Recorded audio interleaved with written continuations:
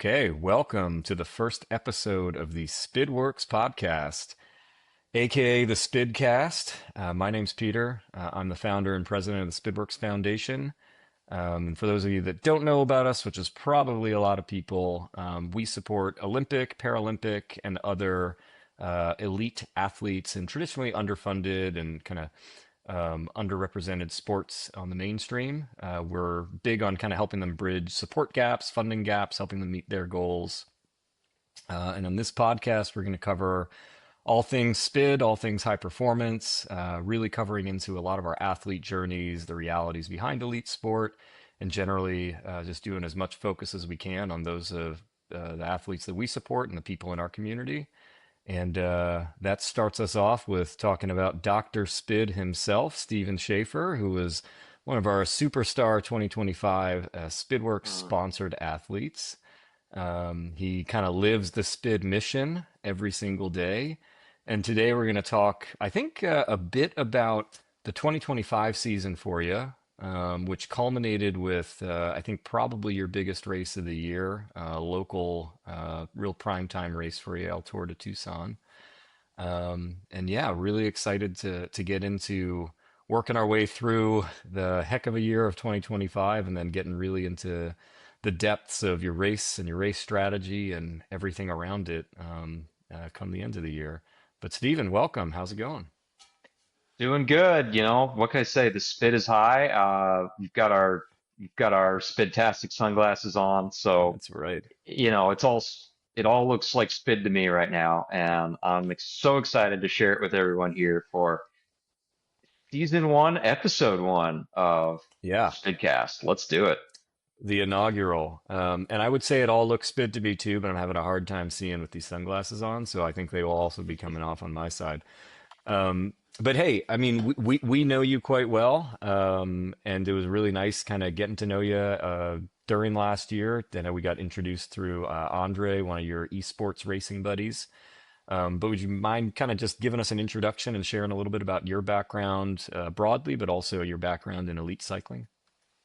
Yeah, well, I mean, like you alluded to, as Dr. Spid, I am by trade a semiconductor materials researcher, and as an athlete, I've been a cyclist now for about 8 years. Been competing at the Cat 1 level for I want to say about 5 years of that. And prior to that, I was a runner. So, I started cycling at the tender young age of 27, which is actually very late to get into a sport like this. But yeah, I mean, honestly, I've been loving every moment of my journey as a cyclist. I've been racing with the Landis Trek domestic elite team for the last, I'd say about 4 years now, and yeah, I've been crisscrossing the nation, racing my heart out, and 2025 was certainly no exception to that. Yeah, I mean, talk to us a little bit about kind of the race schedule you had, because I know that was something that was pretty impressive to us. Was it started early and it kept going. I mean, you did a lot between kind of long multi-stage road races and then into gravel and then kind of some of these one day super races. Yeah, yeah. 2025 was a really interesting year for me on a lot of levels. Personally, professionally, and competitively. Started the season out kind of the way I have most years prior, with a really like a hard-hitting spring road racing calendar coming right out of the gates in February with the Valley of the Sun stage race here in Arizona, then Tucson Bicycle Classic. I actually moved back to Tucson from Boulder, Colorado in February 2025. So I was able to really after a hard winter of training and racing there, even with Old Man Winter, I was able to come out of the gates super strong, got that altitude buff, and had some really good, strong results at Valley of the Sun and Tucson Bicycle Classic with some top tens. And yeah, and then after about 2 months, all those altitude gains kind of went poof, and it's like I had never lived up there, so that was kind of disappointing. Did But someone follow you around with a trombone to go womp womp? womp, womp, womp, womp. Yeah, I know. It's like 2.5 years of academy training wasted. But but no, I mean, continued going along, doing the whole stage race grind. Did Redlands Bicycle Classic and Tour de Gila. Had some less than stellar races at both. If I'm being perfectly honest, I also struggled a little bit with fitness.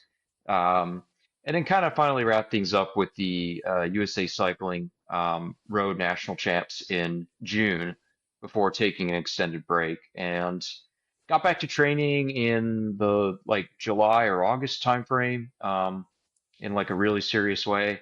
And from that point on, kind of the entire focus was just local Arizona racing.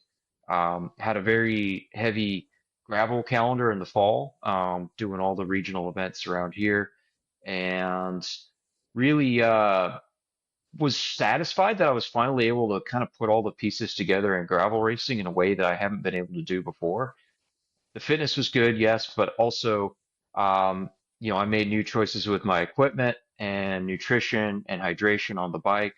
That just being able to put all these together, along with, I would say improved handling and tactical acumen there, really kind of got in my groove and won a few races here throughout the state, won the Arizona State Gravel Series, and that brought me to the last race of the year and the one that we're going to talk about, El Tour de Tucson in November of 2025.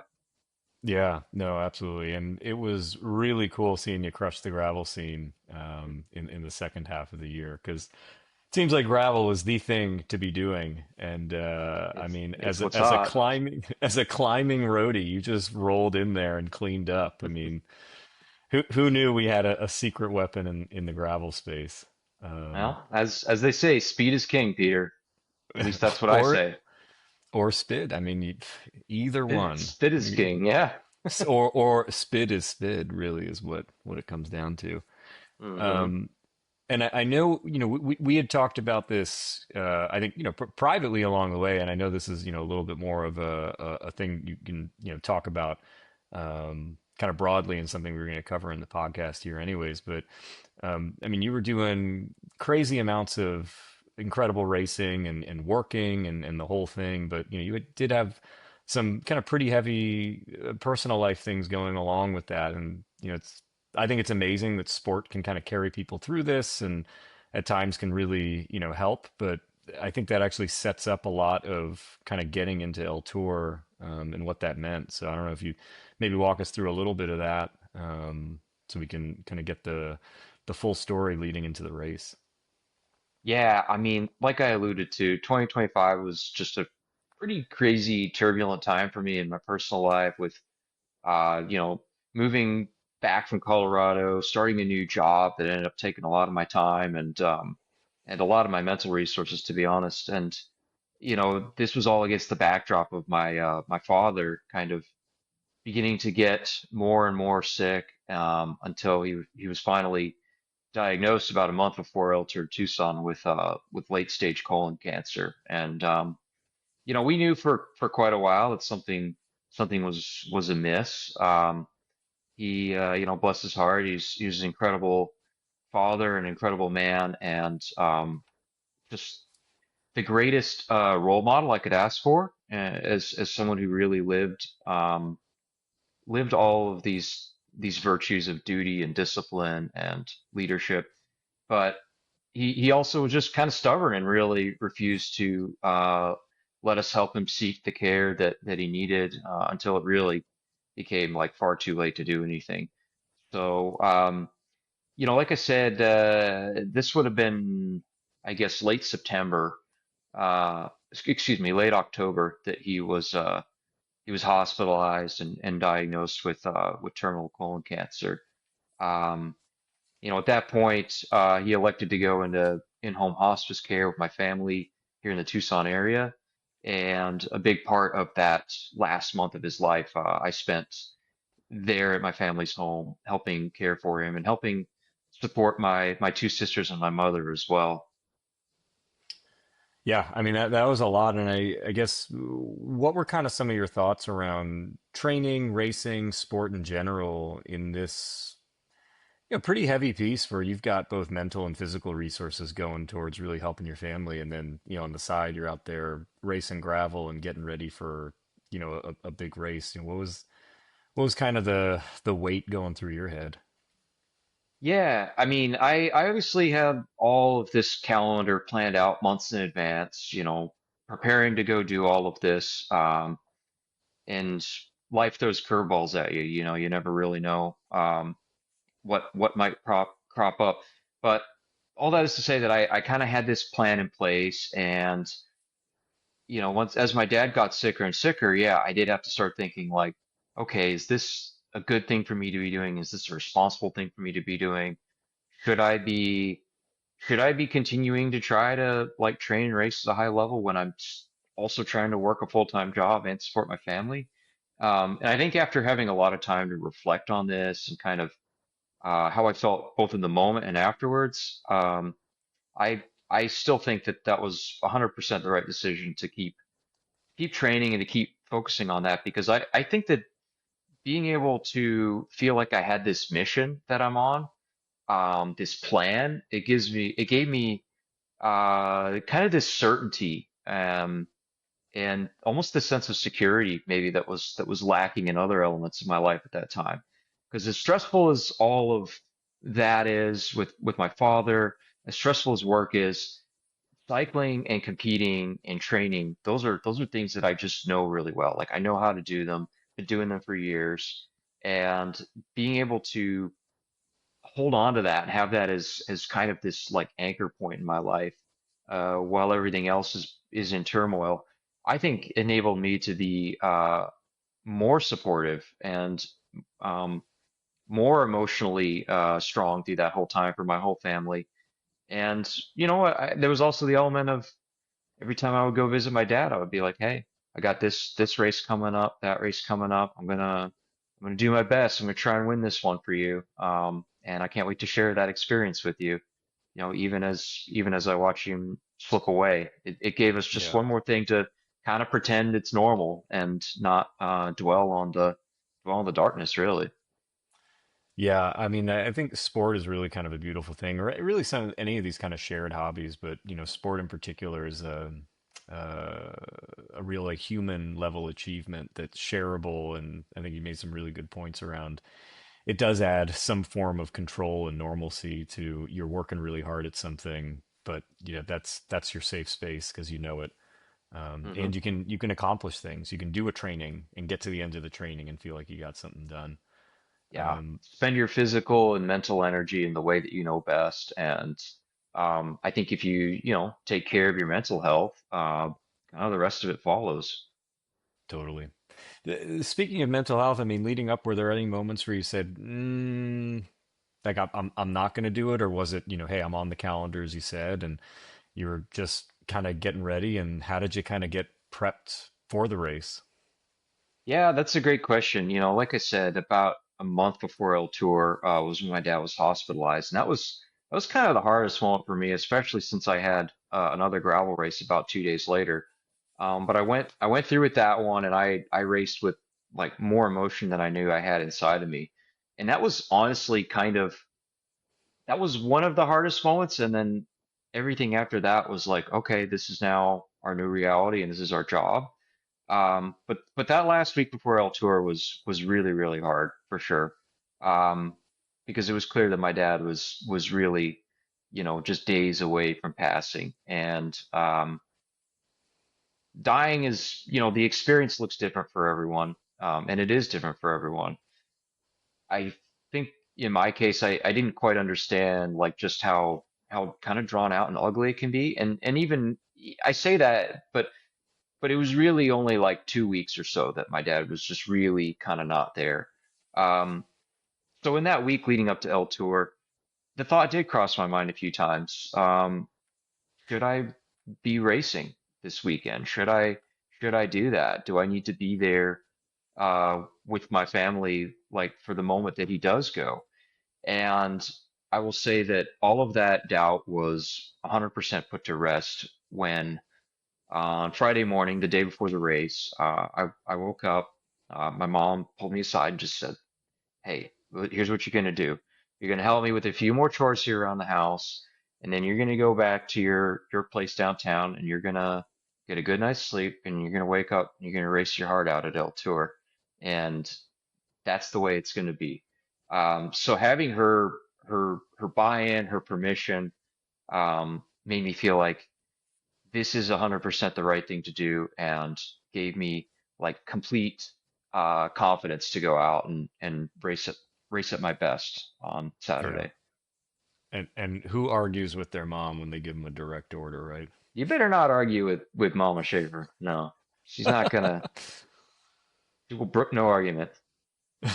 So, all right, you're getting ready, and tell us about, I guess, now more like the tactical side, because I guess, I mean, from what we've talked about in the past with this, and from what you shared, it's like, yeah, maybe the emotions still going to be there, but hey, it's race day now.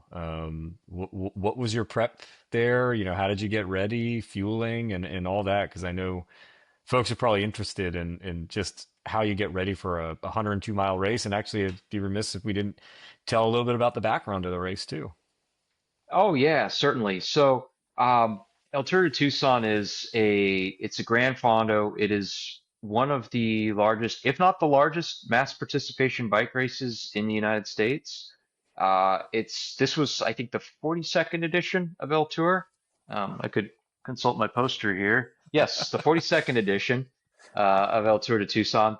And by the numbers, between all the different distances, the 102 mile, the 62 mile, the 40, and the 5K run. I think it was over 11,000 participants in 2025. So massive, massive race. Yeah. It's because it's like a mass participation Grand Fondo. It falls outside of the typical governing bodies like USA Cycling or the UCI. So the rules are a bit different. It's like, is it a charity ride? Is it a race? I happen to think that if there's a finish line and there's a prize for whoever comes across the line first, and there's neutral wheel support and neutral bikes, then it's a race. Oh yeah. Um, so yeah, in terms of like how did I prepare for it, I think that story really kind of reaches back even before race day. My training was going really well. My racing and gravel was going really, really well. A lot of these like 5 hour plus super duper hard efforts. I knew that my fitness was really good, and El Tour does fall in kind of a weird spot in the calendar where it's late November. It's not like the same as being in the thick of spring road racing where everybody's like trying to be 100% at their peak fitness. But I knew I had all this great fitness from my fall racing campaign, and I also knew that I had the support of my team, the Landis cyclery team. I think we fielded 7 or 8 riders in the 102-mile distance. So as an Arizona-based team and as the team with the most riders, like we're definitely the big guns. In El Tour. And knowing that I had them like behind me, that's another like super critical element of how this race unfolded that we'll dive into a little bit more. And then just like working into race morning, I got to say I have pretty much every advantage possible working for me here. I live 1 block away from the start and finish line. So got to sleep in as much as possible. Didn't have to try and find parking or drive in from somewhere else. My team director got to the start line at like dark 100 and put up a rack for everybody on the team to just come and rack their bike, so we could be right at the very front of the Platinum Corral, right behind the VIPs. So we had the best possible starting location, short of like paying a little extra to get in the VIP pen. We don't So. pay extra. Yeah, yeah. So, a lot of things, I knew going into that race, like it's now or never. Like there will never be a better chance for me to win El Tour, which is like by far the biggest bike race in Tucson. And Tucson is a cycling crazy city, and El Tour has kind of always had this really special place in the hearts of every Tucsonan. Yeah, no, absolutely. And are you a are you a coffee before the race guy, or you trying to keep your bib shorts clean? I'm a coffee all day kind of guy. I had coffee. It's 5 p.m. here, and I had a coffee before we even started talking. So Oh my God. yeah, Goodness so gracious. yeah, Yeah. I was properly caffeinated. I had a lot of fun little extra things that I did to get ready for this. Like we'll get into the parkour, we'll get into the course a little bit here. Just know Yeah. that it's very fast and it's very flat. And so, I had all my caffeine gels and I was like sitting on those, ready to hit those at the right moment. And yeah, geeking out with all the aero kit and everything too. Yeah. Oh, speaking of getting into that, do you want to maybe pop up some of the race footage? We can talk about the course itself as the race starts to unfold here. Let's do it. All right. Yeah, so here we are right at the start of El Tour. Like I said, it's a Grand Fondo, so it's kind of weird. There's no categorization. There's no pens or anything. There's the platinum pen, but there's still several thousand people that could get into that. As you see me actually passing by Lael Wilcox over there on my right. Um, my mindset going into this was like very often they promise that the start is going to be neutral, and then it'll be like a police car that patches out of town at 27, 30 miles per hour, and it's not neutral at all.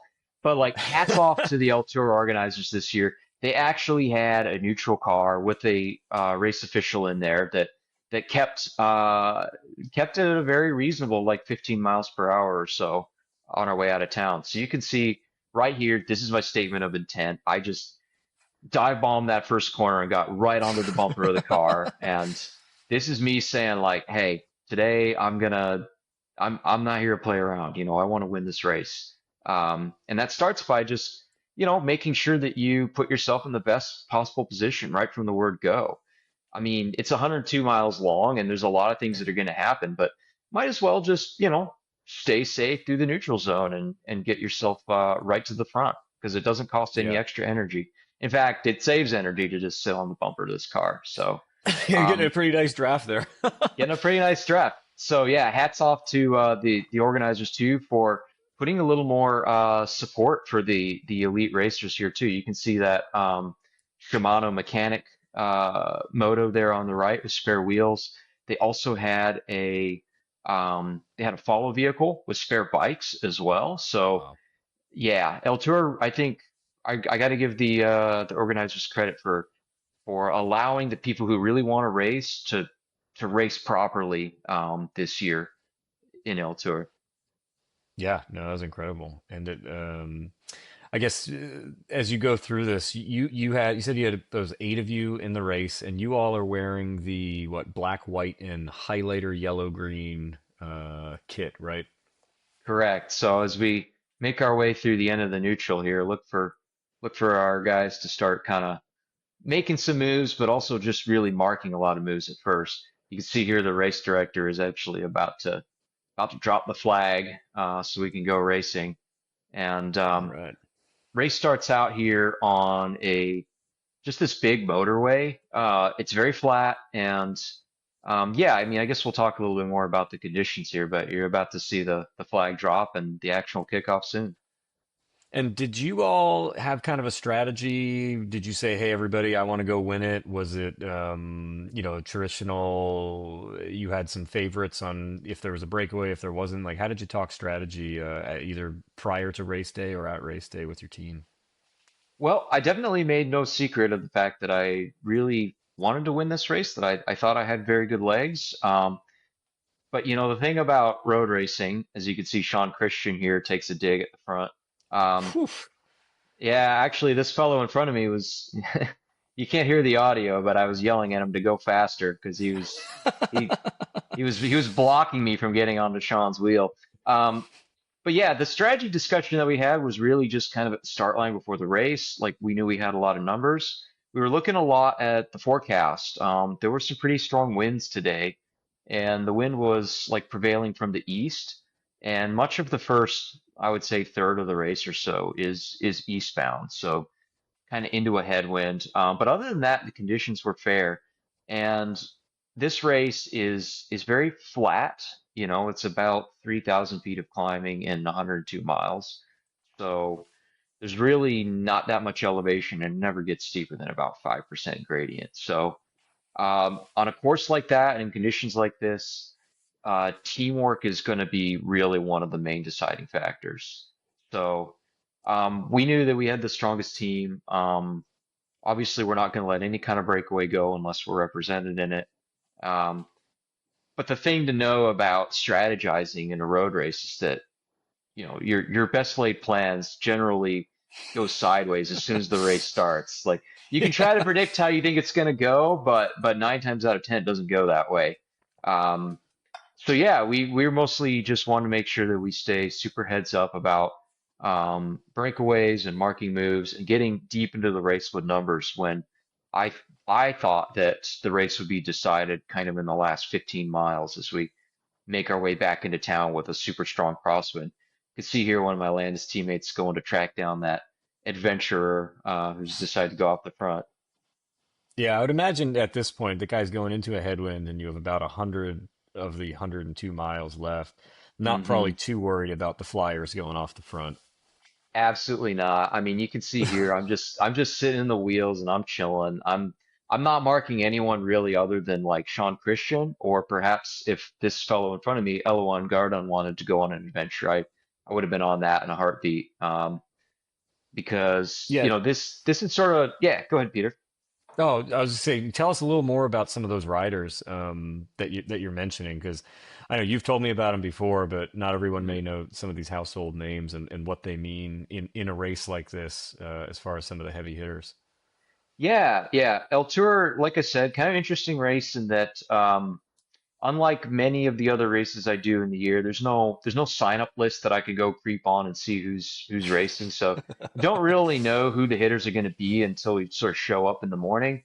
But when you're in this world, you kind of know some of the names. So Sean Christian has already been super active attacking off the front here. He's in the green UCI team Skyline kit right there on the left.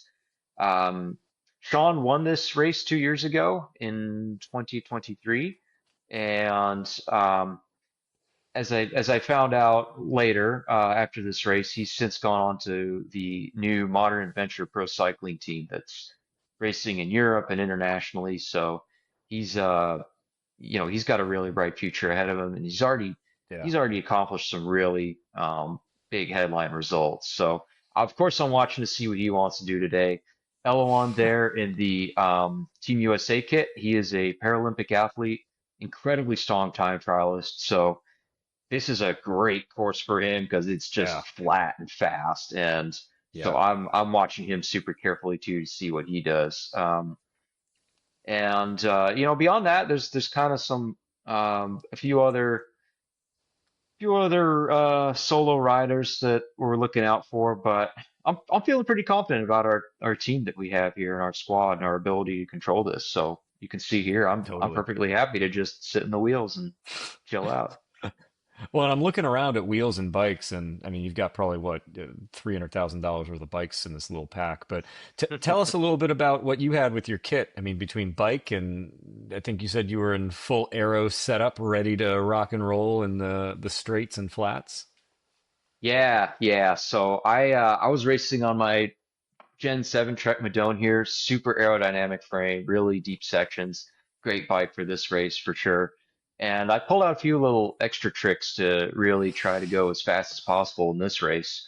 I wore my long sleeve speed suit, which is a great bit of kit, except for the fact that it's pocketless. It actually doesn't have any pockets, um, which is pretty inconvenient for carrying around gels. Yeah. So what I actually did was a neat trick that I learned from like Corey Lockwood and Sam Boardman.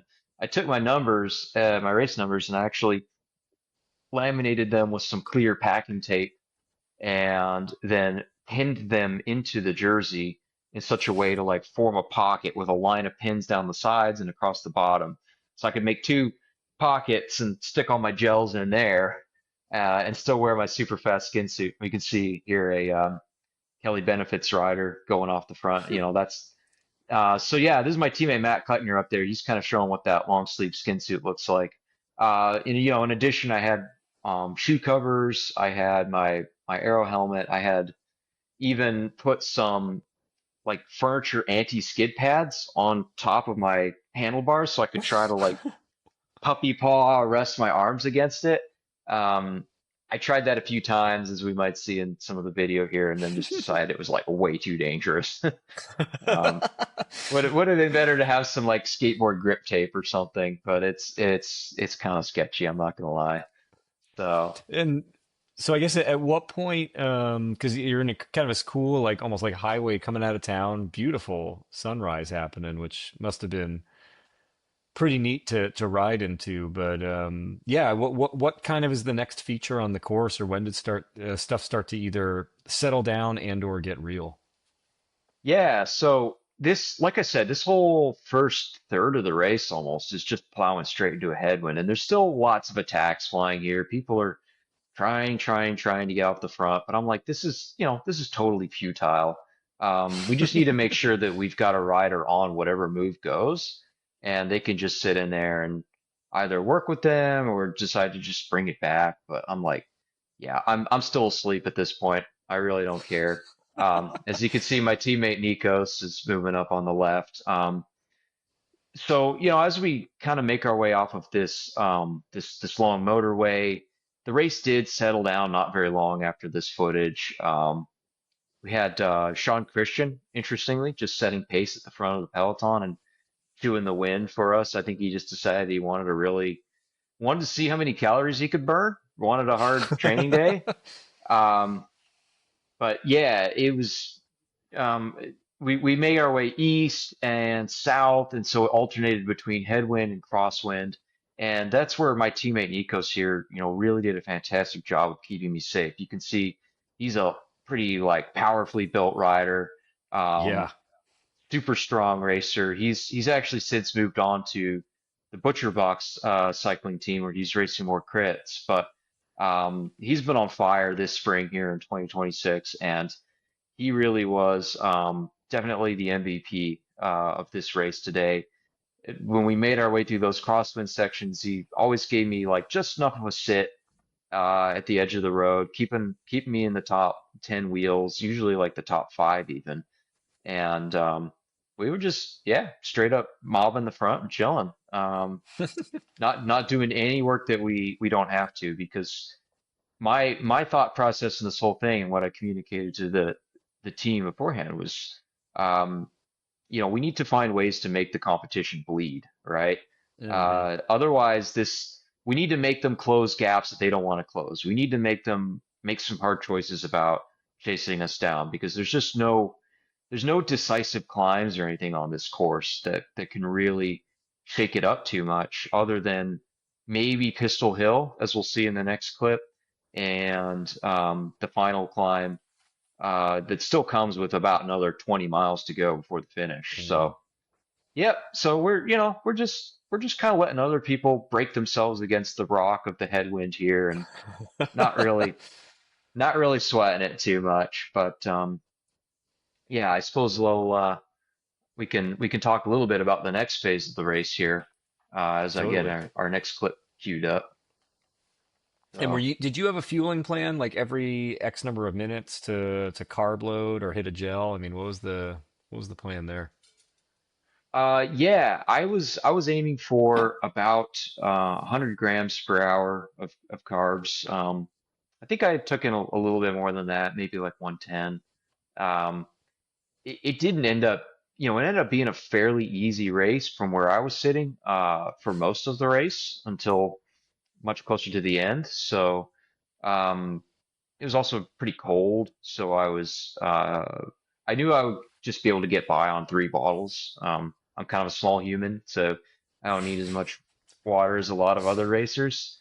So when I say I'm chilling, or like literally chilling, it was pretty cold, and I'm not even drinking very much. So mixing the drinks strong, and just leaning pretty heavily into the gels for this. Yeah, 100 grams per hour of carbs is usually what I go for when I'm at a coffee shop. So I feel you on that. Yeah, all right. So this portion here now where I'm gonna actually back it up a little bit, but as I said, a lot of the race was a headwind until I knew we were going to make this turn uh, on the east side of the course going up Pistol Hill. Pistol Hill's not too much to write home about. It's only maybe like 3 or 4% gradient at the steepest, but it is. I knew as soon as we made this turn it would be a crosswind, so this would be kind of the first opportunity to try and shake a few apples out of the tree in a really significant way. So I'm kind of just waiting and waiting and waiting here for it to get a little bit steeper, and you can see, boom, here I sort of launched my first real attack of the race. Because I know this is a tailwind climb. You can see how much the trees are like thrashing around in the wind. It was a pretty ripping tailwind, so I knew I was going to be able to just like storm up this hill really fast and get it strung out, or at least force people to make decisions about whether they want to go with me in a breakaway or chase me down. But this was a good opportunity to just sort of make the competition bleed. Yeah. And you could see like, here I think I'm doing probably pretty close to 25 miles per hour up this hill. And it felt, like, okay, the legs are good. I don't know how long this move will last, but I know that it's going to be doing some kind of damage behind me. And So I much think we'll. damage you're passing the motorcycle. Yeah, yeah. So actually, that's really, you love to see that when you're going for a breakaway. When they put the neutral support motor behind you, that means that you've got some kind of a gap. So you love to see that guy falling back behind you. It's like, okay, something is. I'm getting some real purchase here. You can see as we crest the top of the hill. Um, as this move turned out, I think I hung out there for about 10 or 15 minutes. You could see me attempting to put my arms on the bars here and starting to pick up more speed. We've crested the hill and now we're going down. Um, I was joined by one other racer, Manteo Racing Rider right here. I think we stuck out there for probably close to 15 minutes, maybe more. Um, and this part I got to say was wicked fast. I think we probably topped close to 50 miles per hour here. Um, Goodness gracious. yeah, with that tailwind, you can see here. You look at the shadow. I'm top Oh. tune sitting and pedaling, and we were absolutely ripping. I'm spun out, but we're going for gold. I want to see how long we can make this move last. Um, and when we got caught, I think there were probably about 40 riders left in the front group, so it really did shake some apples out of the tree, and I would consider that to have been a successful move, even though it wasn't ultimately the decisive one in the race. Yeah. And you were glued to the right side of the road. Was that strategic? Was that based on the wind, or what was kind of the reasoning behind that? I think that there was definitely the wind was from the east southeast, so we're going like almost due west here.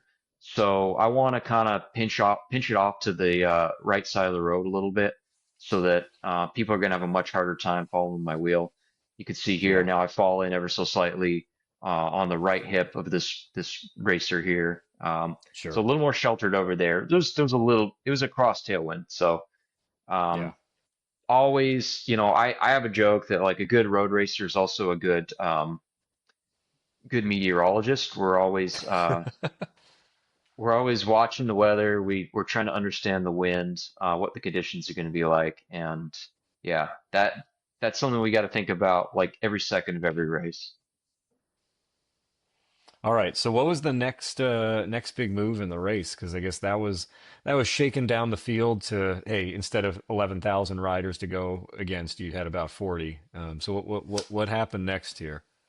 Yeah, I mean, it was frankly pretty neutral for a while, and it was again literally got very chill as we kind of got down to Green Valley.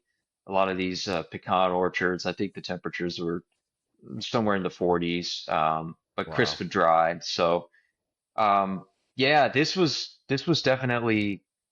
dare I say, like a vintage Schaefer breakaway move of like my reputation, I would say in the road peloton is as a breakaway rider. I am someone who's always known to try to go for a breakaway move. I want to get it because I don't back myself in a sprint.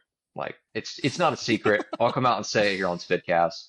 I'm not a great sprinter, so I'm always trying to whittle it down and make it a more manageable field to work against, and kind of work attritional magic there. So yeah, where I next attacked was it was barely even an attack. It was what I found is that often the most successful way to break away is to make it look like you're not trying at all. So I waited for a moment where some I could sense there was a slowing and there was some momentum had gone out of the front of the race and everyone's just kind of taking a sip of their bottles and wondering what's going to happen next. And I just found myself moving towards the front from about fifth wheel or so with a little bit of momentum.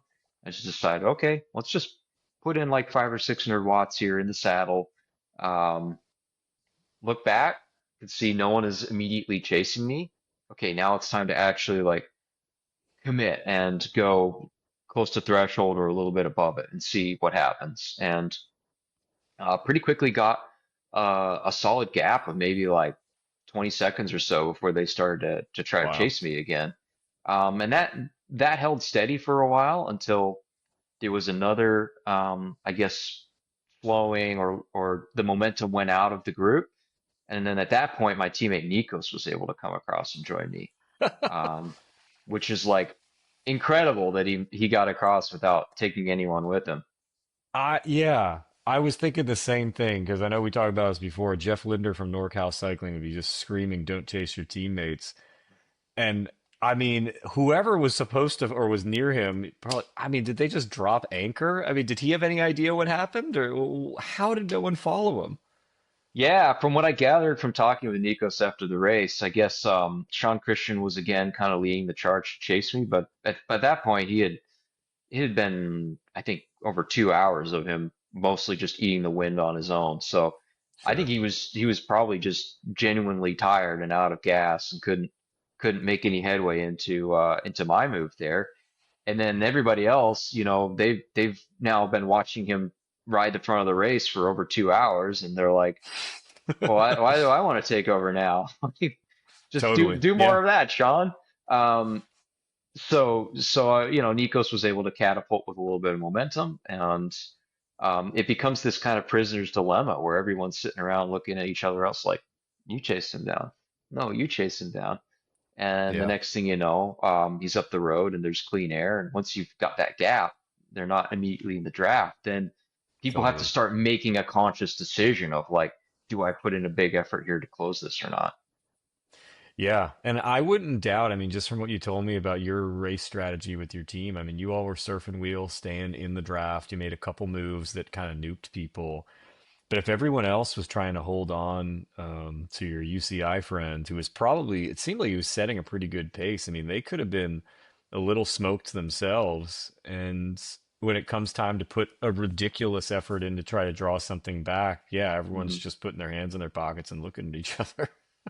Yeah, yeah. It's like why would I do any work that I don't feel like I have to? If I can bluff and think that maybe Sean or his other UCI teammate will come chase us back, then his other Team Skyline teammate, then like why would you do that yourself? So, Right. but once Nikos and I linked up, oh man, pure magic. I looked at him and I was just like, let's go.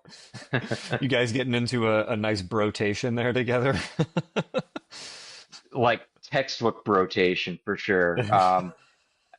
You can see here in the earlier going, it's still quite flat. We're making our way up towards the second and final climb of the race, which again is like just a really mellow, mostly like 2% gradient, mine tailing climb. But we start off with sort of like a 30-second rotation, and then once it became clear that we had a really solid gap and that we were continuing to extend it, then we moved to 1 minute each. So yeah, and I mean, hats off to Nikos. Like we were just smooth as silk, like right away. And that's the most beautiful thing of having your own teammate there in the breakaway with you is Yeah. like you both are gonna do exactly what you have to do to be as smooth as possible together. Yeah, it's like no one's playing games. The point is to get to the finish line ahead of everybody else. You've got dream scenario, and at any point, did you even worry about folks catching you? Were you getting kind of time updates from the race officials and stuff was holding? I mean, what was kind of happening in the, hey, we're just rotating and you're basically out on a beautiful, training ride together. Yeah, we were getting time gaps from the motos, which was super duper helpful. I could see that as we were going up the climb, it was around a minute and a half or 2 minutes. It seemed like it was holding pretty steady. So I was like, okay, I think if we get over this climb with about a 2 minute gap or more, then I can start to believe. But until then, I'm pretending I'm being chased by wild wolves. Like you kind of you kind of have to put yourself in this mentality, especially with so much of it left. It's like, okay, this we need to keep this sustainable, but we also need to like push really, really hard here. And I told Nikos, like, I'm not going to drop you on the climb, but I'm going to have to take you within an inch of your life.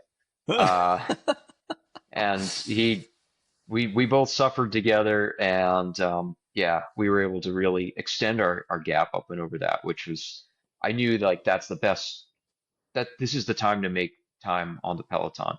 We have to like put Yeah. this thing out of reach for them.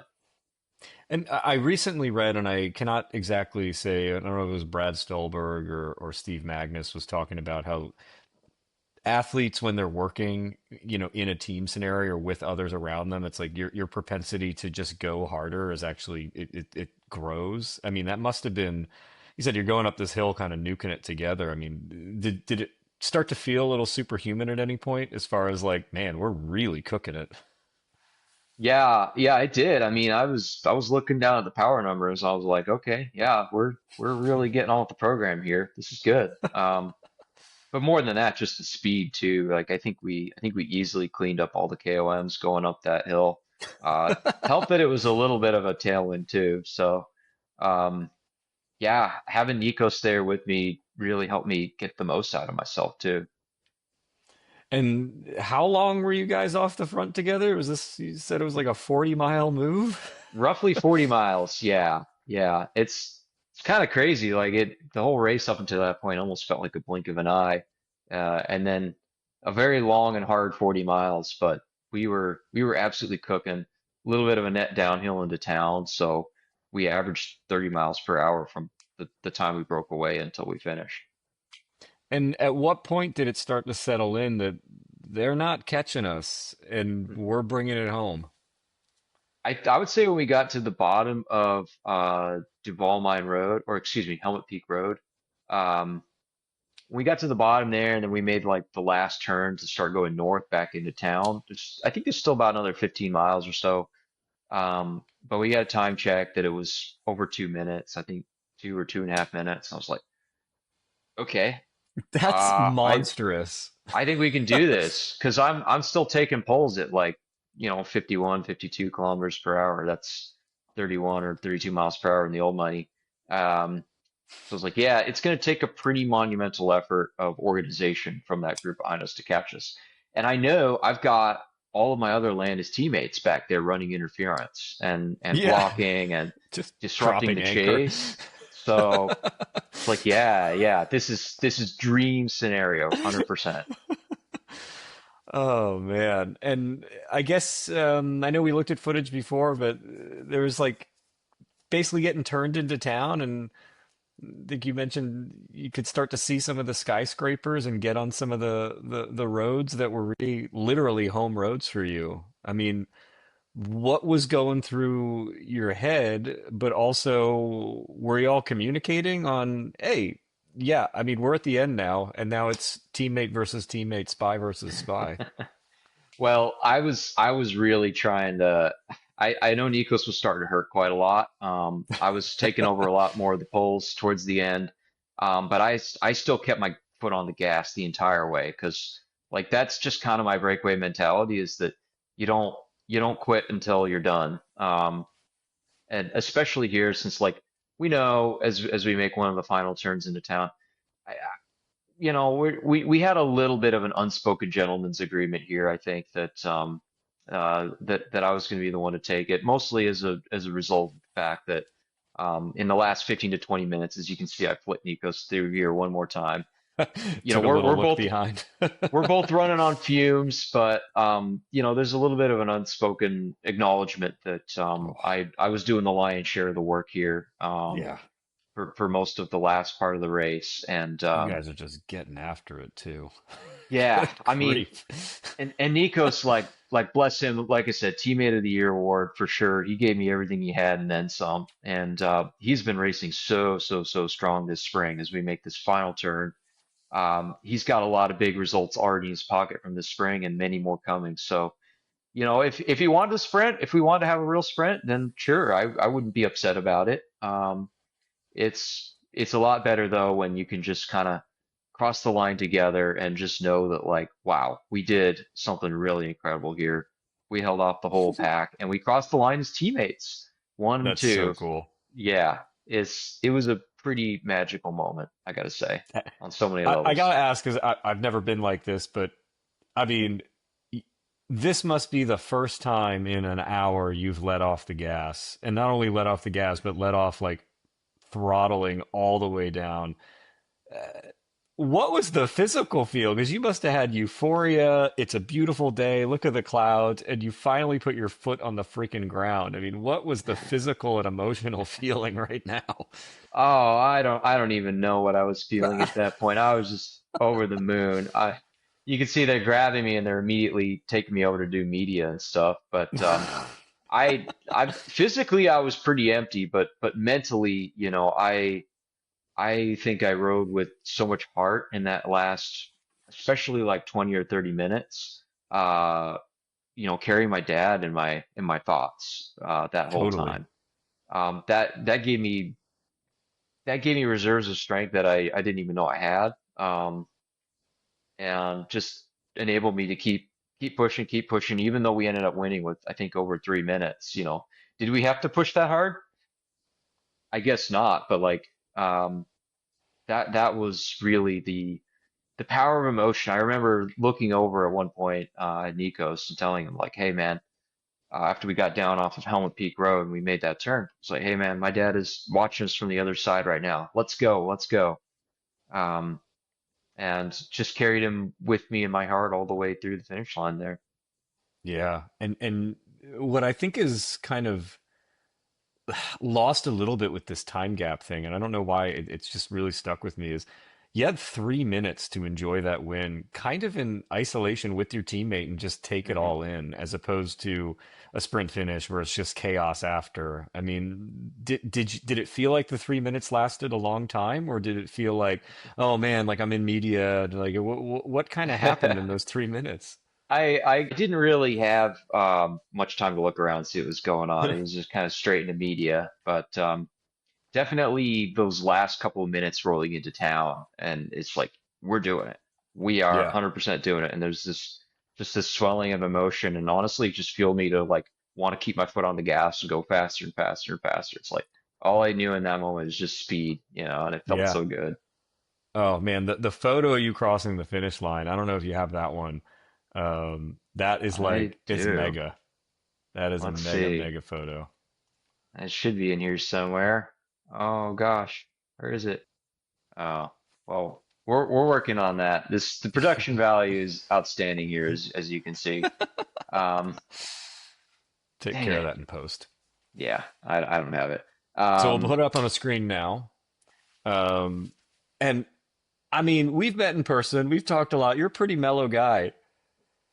That was like real big time emotion. I mean, that was really something else. And then I know we talked about this before too. There was a great photo of you kind of sitting on the sidewalk. That was just like, I don't know. I've never been to Tucson. I've never been to your neighborhood, but it just seemed like so prototypically beautiful of a moment that like summarized everything. Yeah, there it is. Yeah, this is actually my partner, my neighbor Corey's house, and she was kind enough to obviously make these cool signs, cheering everyone on. And I just remember getting over there. You could see one shoe cover off. I'm kind of I finished my media duties. I'm definitely bike brained here, but I'm honestly on cloud nine. And we had a great little after party celebration with all my teammates with tecates, with empanadas, with tamales, and yeah, it was the most Tucson day possible. Amazing. Oh gosh. And were you able to do some form of, getting together with your family and celebrating the win despite everything else happening, across? And how did that kind of culminate for you? Because obviously it was a kind of a heavy start to the week and race day, and then you've got this euphoric race, and then you kind of have the cool wind down, but come back to life. Yeah, so I mean, on that, I learned later that day that my father actually did pass away that morning. Uh, as far as I can tell, within the last hour or two of the race, when Nikos and I were on our way to victory, which honestly does feel like the most, I don't know, poetic storyline I can come up with. Um, Yeah.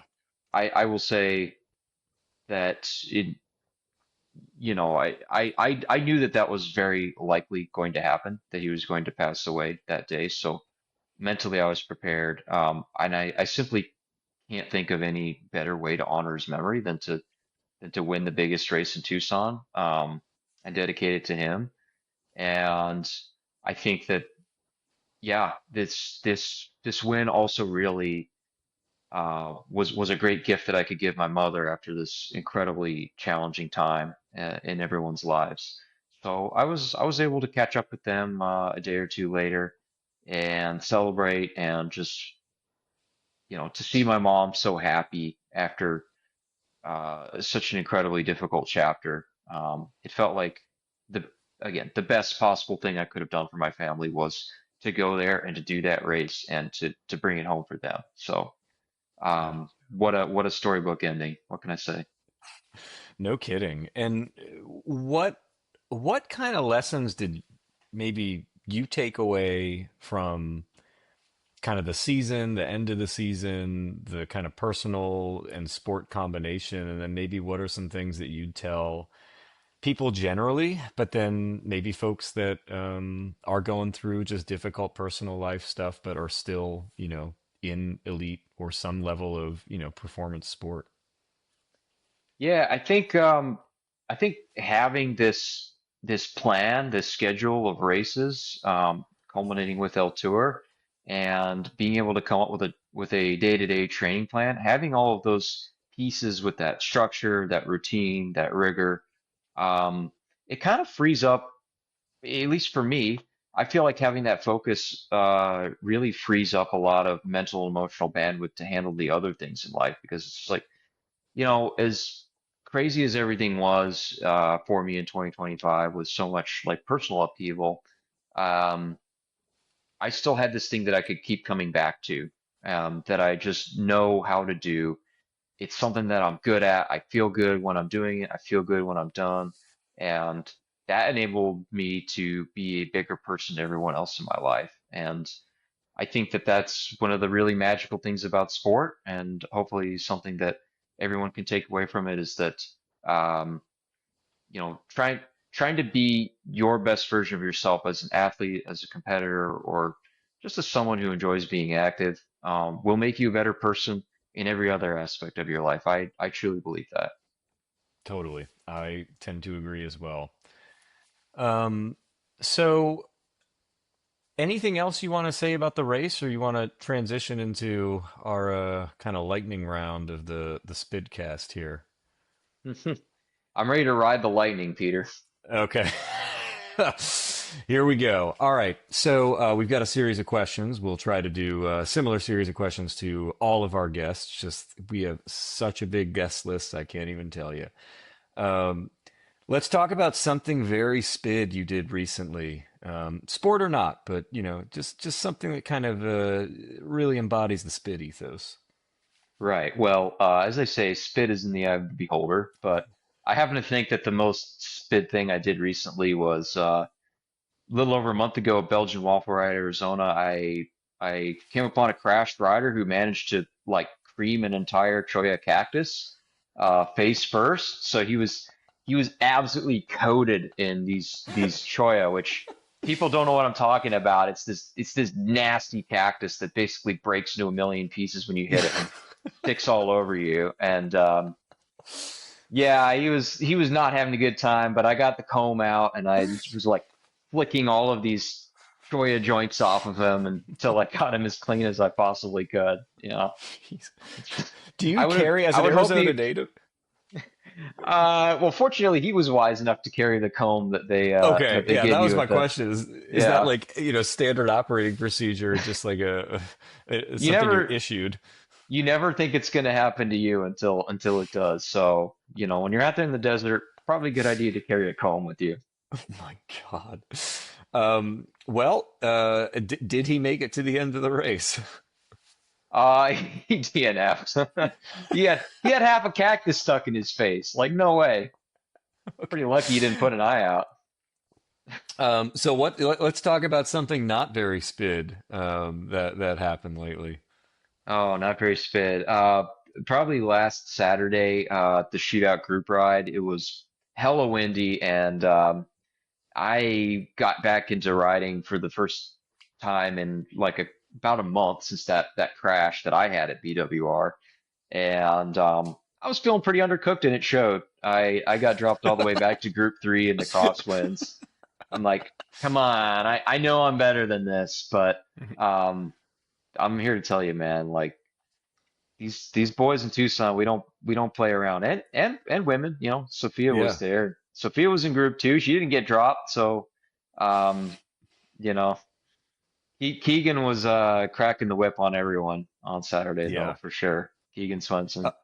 did you see what they were riding? Were they riding their Cruxes like gravel setup on that, or were they riding like a full on like road bike setup? No, no, no, no. They're on their S Works Tarmacs or Okay. whatever it is they ride. I was Yeah, gonna say full if you full road got like bikes. if you got cooked by a guy on like 47s, just I wouldn't put it past Keegan. No, I wouldn't put it past him. no. If there's one person to do it. All right. Let's hear about a recent 5 star and a recent 1 star food rating. Oh man. Can I give myself 5 stars? Can You can I give give yourself myself six 5 stars stars. for a meal I made? There's Okay. no this is not UCI regulated. We make the rules around here. That's Okay. right. Or I'm no gonna rules. It doesn't. I'm gonna crown myself with the 5 star food award for a Italian pressed veggie sandwich that I made and took with me and Corey on a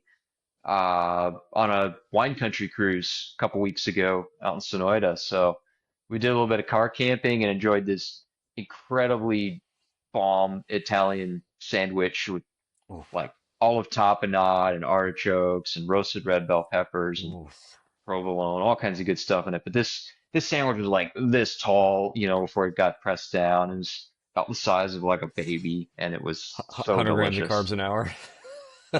Yeah, yeah, that was incredible. In terms of 1 star food reviews, like it's kind of hard because I feel like we eat really well around here, but I think the least favorite thing I had recently was I got this concha, this gas station concha from a brand called Oof. Bimbo. It looked good. It looked like, hey, that looks like a concha. That looks tasty. Uh, it's just like very dry inside Oh. and not fluffy. It was like it tasted very shelf stable, you know. Yeah. So And I feel like and was this on a ride or on just on a drive? just on a road trip, so it wasn't ride Okay. food, but I'm sure on the ride it probably wouldn't have been a 2 star, but yeah, that's pretty brutal. And hmm I've been there on like work road trips where you just need to grab something, or we have to go to like the commissary at one of our client locations, and sometimes there's only one thing left. I'll give you 1 star food rating if I'm allowed hmm to jump in on your guest side. You make the Uh, rules. canceled flight out of Louisville, got routed through Charlotte, mega delays in Charlotte airport, which was under construction. The wing of the airport that I was moved to for the like second or third flight I got put on had no air conditioning and no ceiling, and the floor had been ripped up. So it was this really like post-apocalyptic thing. A Bojangles was closing, and the only other thing open was a Starbucks with like four food items left. And the poor people there, I mean, like, there's nothing they could do. What I ended up getting for the flight home, and this was like, I think, hour nine of just trying to get from Louisville to DC. It was like moon cheese. It was like this little packet of like dehydrated cheddar or something. It was so Oh, bad. I'm oh like, man. yeah, there was nothing worse than like So flying they, home and like post thunderstorm turbulence in row like 79 on the smallest, crappiest American Airlines plane. mm, And mm. I'm like trying to eat this 'cause I'm about to pass out from just having no carbs. That was not a 100 carb or grams of carb an hour a day. Yeah, and that was definitely one star. And it's like I needed something, but the only option out of the Starbucks was that. So I think that was a negative 1 star food. But yeah, we may have to go into negatives in the future and just say anything less, one or less. Well, cool. Well, hey, I know we're going to try to do more of these. Well, we don't try, we will do, to mm, quote Master Yoda here. do or do not. There is no try. um, but yeah, we want to do more because I think there's a lot we can unpack on training philosophies, maybe get into like ride nutrition, training plans, mental side. But hey, if people want to follow your journey, where can they do it and what's coming up next for you? Oh yeah. I mean, look, we're just scratching the tip of the iceberg here. That is Spid, right? Um, People want to follow along with me. I'm most active on Instagram. My handle is call me Schaefer. So now you know what to call me. Um, Not as active on Facebook or many of the other socials, but I'm quite active on Strava. So, if you want to see what I'm up to, give me a follow. You can send me a DM. Just don't make it creepy. Strava is not a dating app. PSA for everyone. In terms of what I've got coming up next, it's pretty massive. I'm getting on a jet plane and I'm moving across the Atlantic to Berlin, Germany. So, you know, I'm gonna be podcasting from Deutschland, I guess. Amazing. Ripping up, laying down some rubber, crushing whatever cycling scene Mm. they have in the most respectful and inclusive way possible. Um, but yeah, that's awesome, man. I mean, we can't wait for it. I think it'll be really fun to be doing this from a different location. I hope you bring your El Tour poster and just set the background up as the same as possible. But that's great. Yeah, I mean, before we close out, anything else you want to share or throw out? Yeah, I just got to say thank you so much to Spidworks for their sponsorship last year. I mean, being a Zone 6 sponsored athlete and receiving that level of support honestly was super instrumental in me being able to train and race with especially a lot of the nutrition products that I need that help me unlock my full potential. And I will say that in sports like cycling or rowing or other underrepresented sports, undersupported sports, don't underestimate like just how far a couple $100s can go. I mean, a lot of us are self-funded athletes, so every little bit of support is can honestly be pretty transformational in our ability to compete and to reach that top step on the podium. So thank you so much for all of Spidworks' support last year, and looking forward to seeing the next cohort of athletes here. Yeah, no, absolutely. And thank you very much for going on the journey with us because honestly, we barely knew you a year ago, and it's really been like super incredible to start off and say, hey, Steven's a great guy and we're happy to support him this season, to saying Steven's a really big part of our organization, a friend, and somebody that we want to be supporting in our community kind of from here on out. So, yeah, excited for the next Spidcast Love it. here. throwing the hearts across the country, soon across the Atlantic. And Hmm. if anybody that's listening that made it this far or that listened at all wants to learn more about us, you can go to spidwerkz.com, spidwerkz.com, and find out more about our next crop of athletes, what we do, and how to help us out. So, Stephen, thanks very much, man. We will see you at the next one. May the spid be with you all.